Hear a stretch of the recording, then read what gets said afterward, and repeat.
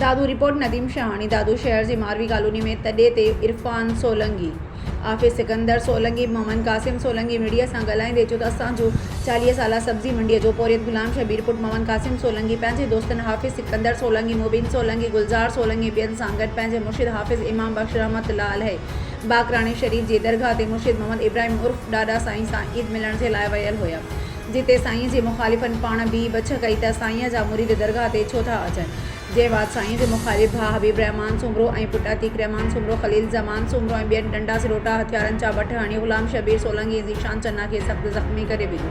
जे बाद ज़ख़्मियुनि खे Larkana trauma centre new वियो, जिते ग़ुलाम शबीर सोलंगी फ़ौत थी वियो। असां DIG ऑफिस अॻियां धरणो हयो, उन बाद पोस्टमार्टम कयो वियो। क़त्ल में मुलविस जवाबदारनि खे फ़ौरी गिरफ़्तार कयो वञे।